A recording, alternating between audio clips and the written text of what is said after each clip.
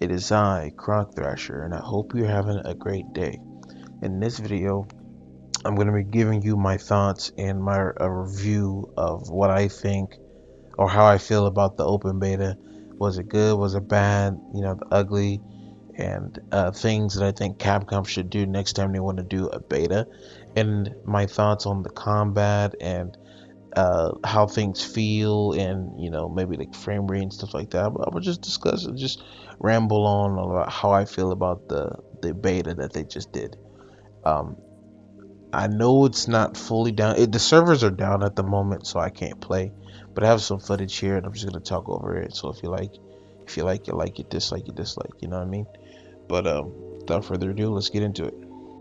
So number one, the combat for this game feels really good. It feels really good, and what I mean by really good is that the additions to the weapons that I've tried Charge Blade, I've tried Switch Axe, I've tried Sword and Shield, I've tried Hammer, I've tried Insect Glaive, I've tried Dual Blades. Surprisingly, I kind of like the Dual Blades in this game.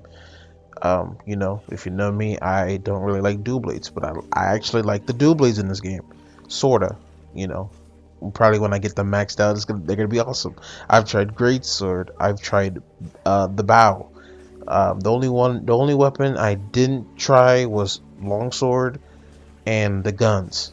Um, I even tried hunting horn, and I actually liked the hunting horn in this game. Like, you can literally just put down little bubbles on the ground, and when you stand in them, I think they give you a buff, and whenever you play a note, they echo and vibrate, and they do damage. And if the monsters in, it's a cool thing. But the combat, like the additions to what they've done to every single weapon is amazing. Um like for instance, hammer has like this little sidestep grapple, like a grapple, like you grab onto the ground, you pull yourself to it is kind of like in Rise. And you can do like a mini dash, and that has iframes with the hammer, so you can keep your charge, like charging up your hammer, do the little dash, and then you can dodge while also having your charge stance in your hammer form, and you can get iframes while you're dodging. Like, that's pretty cool. On top of that, you got like Charge Blade, like the perfect Blanc. I already talked about this. The perfect Blanc, the Savage Axe mode, the files not being used for Switch Axe. You have like this when you use your Power Axe mode. I don't really know what it's called, but it's when you in World. It's when you do that one move in Axe mode, and you do like a flip, and it is supposed to enhance like your part breaking damage, but in this game it actually just buffs up your damage in general. With dual blades is kind of like a dance now. It's kind of like you toggle, like you're toggling um what you call it, you're toggling demon mode on and off. Or I think it felt like it was toggling on and off. Maybe I didn't know how to play the weapon right, but the way from what I played, I liked it. The bow and the bow in that weapon, when they dodge, uh they they get their stamina back. So it's like it's the combat from the additions from what they added to all the weapons, including like great sword is like, it just flows with the offset and the clash. Everything just flows nicely, and it just makes every single weapon more seamless. And I love it. I love what they did with every single weapon. It's a 10 out of 10 on the weapons here.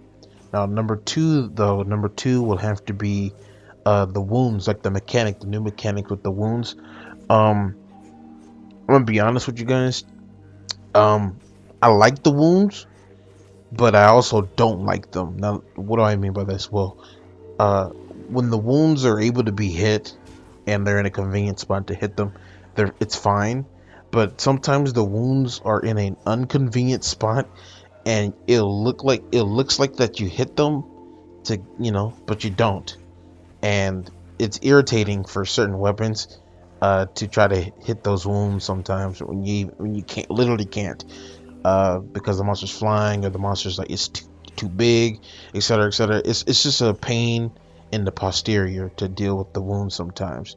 And I can off the rip, I think the wombs have potential, especially for certain big monsters or big sieges. Like it could probably be pretty fun to play, since you kind of just make wombs just by attacking a certain part X amount of times, um, and or certain attacks have like extra wound, like for the sword and shield. You can literally kind of just make wounds kind of on the spot, and certain weapons are probably built for that. Making wounds, which is cool. But hitting the wombs sometimes are a bit irritating and can be a little annoying at times, but it's better than the clutch claw at least. Performance. So I was playing this on a 144 hertz monitor, and there's a setting that allows you to get 120 hertz. It doesn't guarantee 120 frame rate, but it does boost the performance a bit on the game. So the performance is pretty decent. It's not all the way there, but it is pretty decent. Like if the game came out today, I think everybody would enjoy it, because I think the performance is very nice and stable. That's what I'll say. I'll say it's stable, and there's a performance mode, there's HDR mode, and the hertz mode and all that stuff. It's stable. The game is stable now. At first, I wasn't playing on the performance mode, and I was confused because when the resolution mode is garbage. I don't like why even make that for consoles. It's the resolution mode is absolute garbanzo beans, and they need to take that out. But the frame rate mode is good. Now the third thing is sacred, the use of sacred in combat. Now at first, on my first day, I didn't really use sacred much other than just to get around. But as I was fighting Ray Down, I don't have any footage because I didn't record, unfortunately, so I'm sorry. But maybe something will pop up in this footage here. I doubt it. But when you get hit by certain things and you get knocked on your ass, you can just press up on the D-pad, and Sacred will just scoop you up. You know what I mean? And it really feels like that's what they want you to do. They want you to do that because, for one, you recover a lot faster, and if the monster keeps attacking, you actually benefit by doing that. For example, right, Ray Dow, he would do he'll fly in the air, do like a backflip into like a wing slam, right? And let's say you get hit by that. So you get hit by that, you get knocked on your butt, and then you call. Let's say he keeps attacking though. Let's say he then flies up again. He continues the combo, and then does like the little charge thing, the little, you know what I mean, the little charge. If you don't call your sacred, you're most likely gonna get hit by that. So calling your sacred when you're knocked on your butt is probably gonna be the way you have to play. It sucks to say that, but it just seems like you do. It just seems like you do. Like, of course you don't have to, right? Of course you don't have to, But if you really care about, taking less damage and trying to be more proactive, I think that this mechanic is what it's used for, and I think they really want you to do that, because the perks of when you get hit and you get knocked in your butt, and the recovery of you standing back up versus you just getting scooped up by your sacred and being able to heal like on your sacred while you're moving almost instantly as he scoops you up is crazy, and it low-key is kind of overpowered in a sense. My final review for the beta, the combat, and everything that I just said, if I had the total score, I would say it'd be a 6.5 or 7.5 out of 10. I think it's very good. I think it has potential. We only played a beta, and this score could change when the full game comes out. But I'd give it a 7. I give it a 7. I think this game has potential for being, a really good game. Pretty difficult too. I think this game has real big potential of being like probably one of the hardest Monster Hunter games of all time. Um, and stack that with the wounds and all that. Like I think I see where Capcom is going with this, and I'll be there, on release. I already pre-ordered the game and all that, but there is one thing I want to say though. In addition to that, though, is that um, for a new player who's just starting the game and trying it out, I don't think they can get the full experience. Like, does the beta make someone want to pre-order the game? Probably not. And here's the thing: I think next time they want to do something like this, they should allow you to, they only put like 3 or 4 monsters in the beta, and a bunch of small monsters, right? But what I'm getting here with this is that they should just allow you to craft things, so you feel a little bit connected. You know what I mean? A little bit connected to what you're playing, a little bit more engaged with what you're playing. That way, some players, like the new players, they can feel more, be like, oh yeah, okay, so this is how this works, this is what this looks like, oh my god, this looks cool, right? All we really get to feel is the combat, which is nice and it's on its own. But the whole, like we didn't have crafting. They gave us the armor, but we didn't get to be able to craft the weapons, even though we get monster parts.